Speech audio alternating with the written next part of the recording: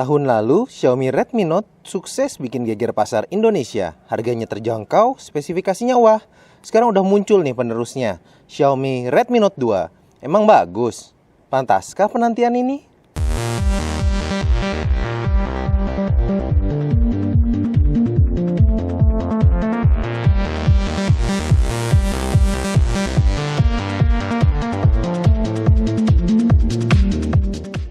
Sebelum memulai review, ada catatan penting. Ketika video ini dibuat, versi resmi dari Xiaomi Redmi Note 2 belum hadir di Indonesia. Karena ya memang belum launching secara global ya sob.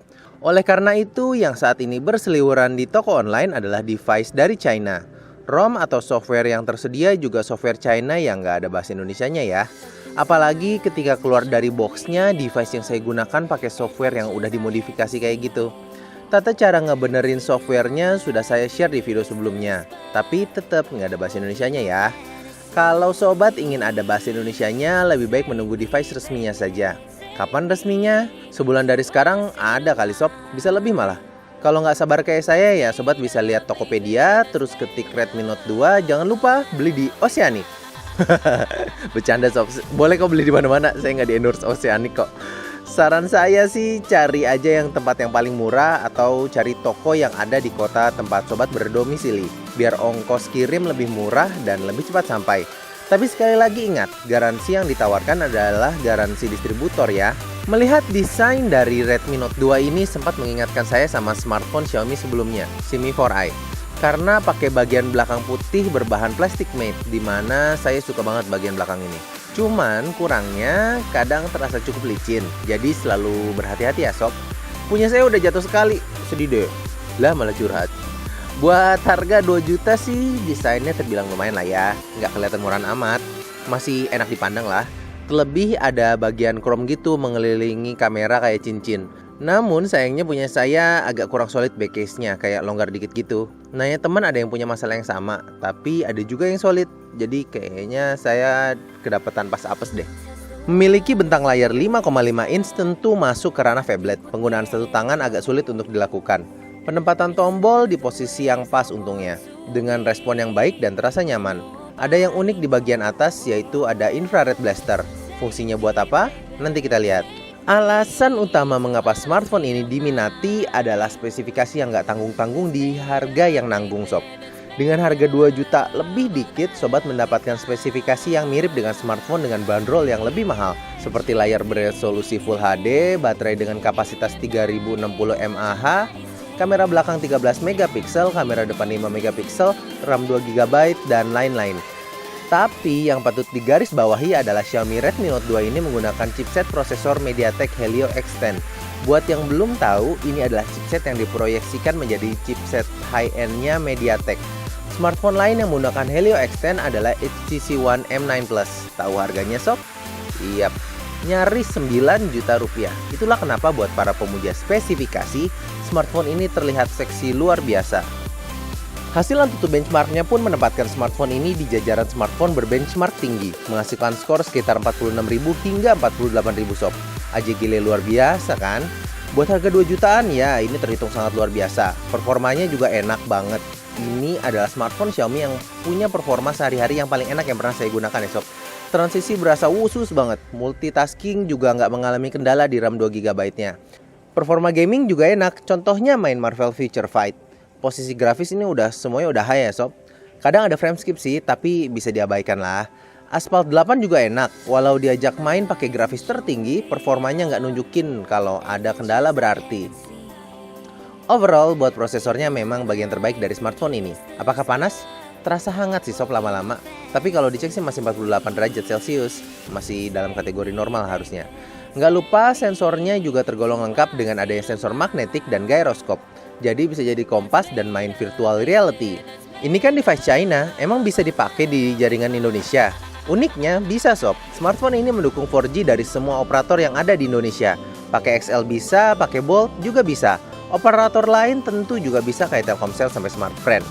Kedua slot juga mendukung 4G, tinggal ke setting terus pilih mau pakai internet apa, nggak perlu buka-buka kartu. Nice lah.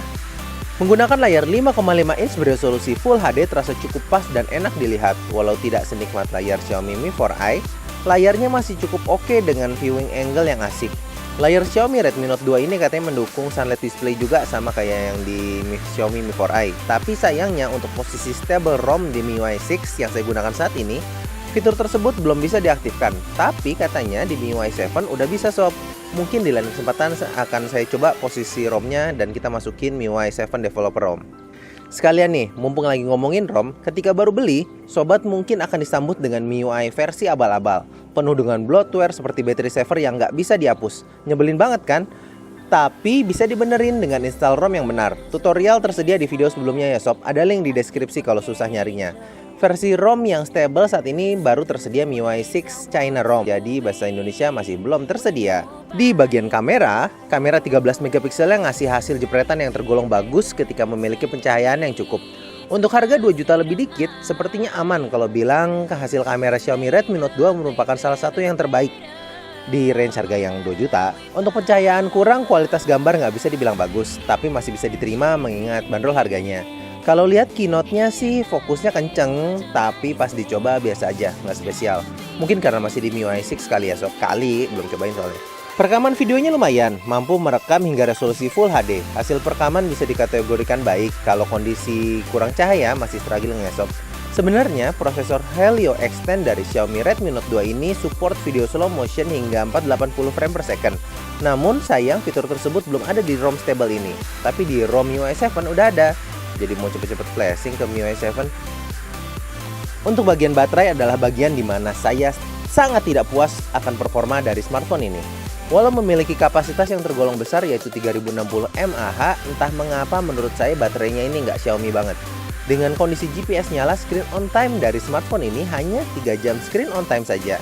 Kalau GPS dimatikan jadi mampu 4 jam screen on time. Tapi memang kalau dilihat usage-nya, analisis saya sih masih ada bug semacam app rock yang berjalan di background secara terus-menerus. Terlihat bahwa status smartphone saya terus dalam kondisi awake walau sedang tidak digunakan.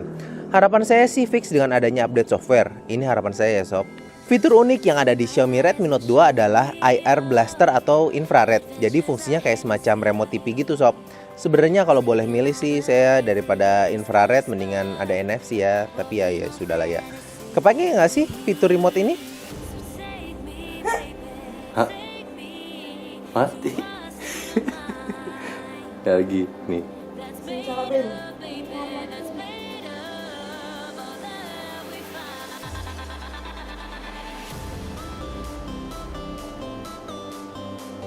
Hah? Kok bisa sih? Kok bisa pakai HP ya? Jangan diganti ya. Oke. Kesimpulannya adalah Xiaomi Redmi Note 2 memiliki semua yang dibutuhkan untuk menjadi smartphone yang paling value deal tahun ini. Spesifikasi seksi, kamera bagus, desain lumayan, performa wajib tenan. Memang ada beberapa poin yang nggak srek yaitu di sektor build quality dan baterai. Untuk baterai, besar harapan saya update software akan memperbaiki bagian ini. Namun untuk build quality memang pilihannya adalah mengganti back case atau menambahkan aksesori kalau memang sobat dapetnya yang belakangnya cekat-cekit kayak saya ya. Tapi kalau mengingat bandrol harganya kembali, kayaknya keterlaluan kalau mengeluh mengenai hal ini setelah segala kelebihan yang hadir pada smartphone ini. Sepertinya sekian aja video review kali ini, semoga dapat membantu sobat untuk memutuskan. Perlu diingat kembali bahwa smartphone ini belum dijual resmi di Indonesia, sehingga garansi yang tersedia adalah garansi dari distributor. Mau menunggu yang resmi? Silahkan sob. Informasi yang saya dapat, smartphone ini akan dijual di Indonesia mungkin sekitar sebulan atau 2 bulan lagi. Jadi, selamat menunggu. To a state of mind that's made up, baby.